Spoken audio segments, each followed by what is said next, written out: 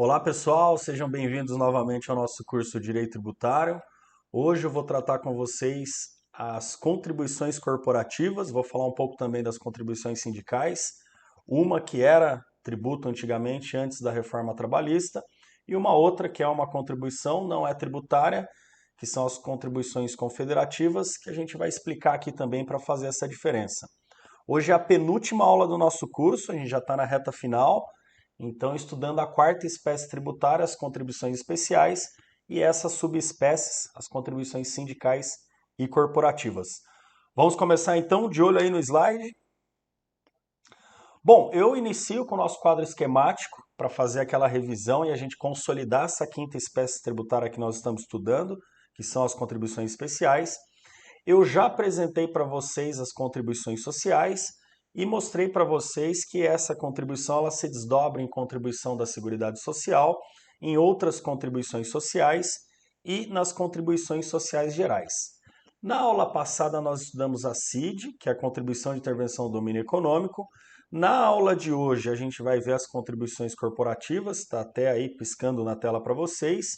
E por fim, na aula que vem, na semana que vem, eu apresento a COSIP, que é a contribuição para o custeio do serviço de iluminação pública, uma contribuição de competência municipal. E aí nós encerramos o estudo das 5 espécies tributárias: os impostos, as taxas, a contribuição de melhoria, o empréstimo compulsório e as contribuições especiais. Tudo bem? Então vamos começar? Eu vou trazer aqui para vocês a primeira contribuição, o exemplo clássico, que é a contribuição corporativa para o custeio das entidades de fiscalização do exercício de profissões regulamentadas. Eu coloquei uma definição aí para vocês em tela, coloquei aqui com uma cor diferente, em laranja, amarelo e verde, os pontos principais dessa contribuição, as características principais. Eu vou ler essa definição e aí a gente destrincha, desdobra ela para ter a compreensão exata do que se trata essa contribuição especial. Bom, vamos lá então. São contribuições corporativas, aquelas criadas pela União com o objetivo parafiscal de obter recursos destinados a financiar atividades de interesses de instituições representativas ou fiscalizatórias de categorias profissionais ou econômicas, as corporações. Vamos lá. Primeira coisa, a competência é da União. Coloquei aí em amarelo. Segundo ponto, eu preciso entender o que são as contribuições corporativas e, mais que isso, entender quem são essas corporações que representam e fiscalizam as categorias profissionais ou econômicas.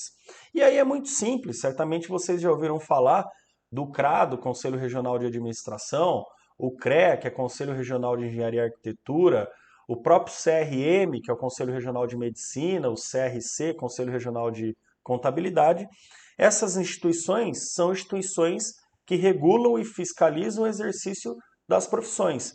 Portanto, elas recebem um recurso para custear as suas atividades, para atender a sua finalidade, e esse recurso é o que nós chamamos de recurso parafiscal ou contribuição parafiscal, como está em azul na tela.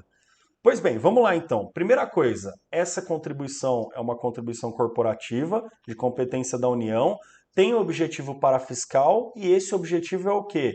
Obter recursos para financiar a atividade dessas instituições que representam ou fiscalizam as categorias profissionais ou econômicas. E aí eu dei os exemplos, coloco aqui em tela de novo para vocês, o CRA, o CREA, o CRM, CRC, entre outras tantas que temos no nosso país. Faltou explicar o que é parafiscalidade, e eu vou colocar aqui na lousa agora para vocês. Esse tema, parafiscalidade, eu já tratei com vocês em aulas anteriores, mas eu vou colocar aqui uma definição para ficar bem claro, já que essa contribuição é uma contribuição parafiscal. Pois bem, a Constituição de 88 ela autorizou a criação de instituições descentralizadas, que tinham como finalidade e objetivo fiscalizar o exercício de determinadas profissões e atividades, além de representar os profissionais dessas categorias de forma coletiva ou individual, ou seja, representa os interesses desses profissionais e dessas categorias. A lei que reputou essas atividades como de interesse público, ou melhor, a lei reputou essas atividades de interesse público, o que vai legitimar a possibilidade do Estado instituir um tributo e o produto da arrecadação desse tributo vai ser destinado para essas instituições, para financiar essas instituições. Por isso que nós chamamos essas contribuições de contribuições parafiscais, porque o Estado institui essas contribuições, mas a destinação do produto da arrecadação é para essas entidades que representam ou fiscalizam, individualmente ou coletivamente, as categorias, os profissionais e as categorias a qual essas entidades representam. Tudo bem? Então, tendo esse conceito, a gente tira aqui três características. A competência dessa contribuição corporativa é da União, ela é uma contribuição parafiscal, por quê? Porque ela é destinada para essas categorias. Então, a gente já sabe também quem é o destinatário do produto da arrecadação deste tributo. Essa é a contribuição mais importante. Essa aula é uma aula relativamente simples. Na verdade, o tema contribuições especiais é um tema mais amplo, mas como eu desdobrei esse tema em 4 subaulas, essa aula de hoje ela é relativamente simples. Para finalizar, eu vou trazer mais exemplos aqui para vocês do que aconteceu já no nosso sistema tributário nacional. Eu vou apresentar um exemplo de um tributo que não existe mais, mas é importante a gente saber que esse tributo já existiu e que por conta da reforma trabalhista que tivemos no ano de 2017, esse tributo deixou de existir no nosso sistema.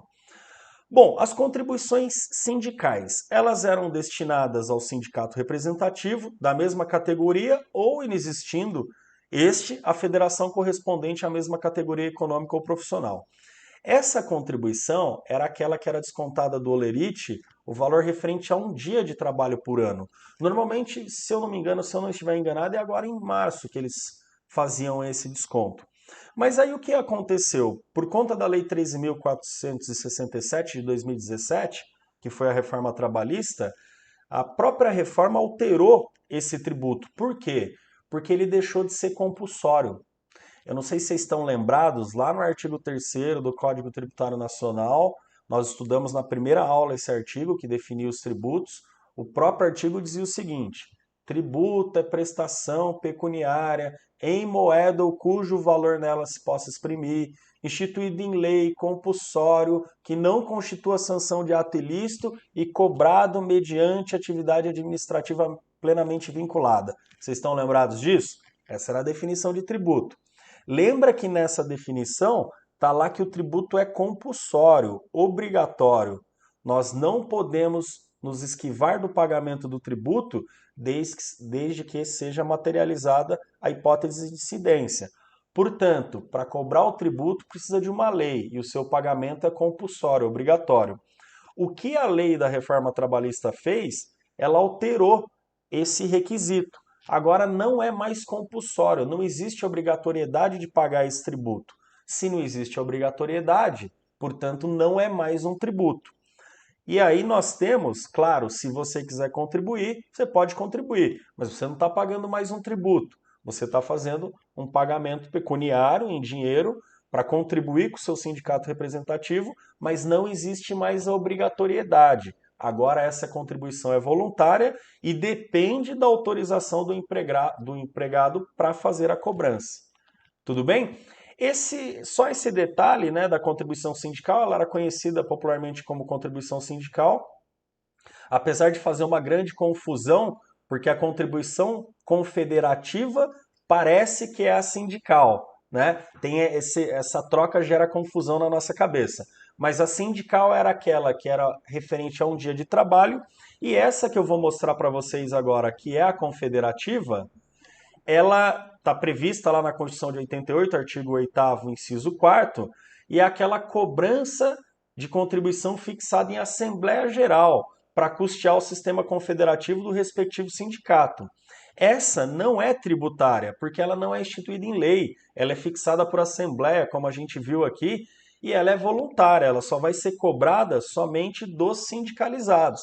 Você se sindicaliza e aí você vai pagar um valor, uma contribuição que vai ser definida em assembleia e que não é prevista em lei.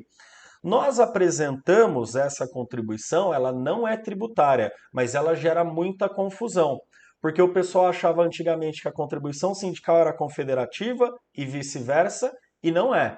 A sindical era referente a um dia de trabalho, a confederativa é cobrado dos sindicalizados, ambas atualmente não são tributos, porém, antes da reforma trabalhista, a contribuição sindical, referente a um dia de trabalho, era um tributo porque atendia todas as características do que está definido no artigo 3º do Código Tributário Nacional. Tudo bem? Portanto, é uma aula simples, então. Você tem que ter aqui em mente que as contribuições corporativas, você tem que estar atento àquelas que são referentes às categorias representativas e de fiscalização das categorias profissionais ou econômicas.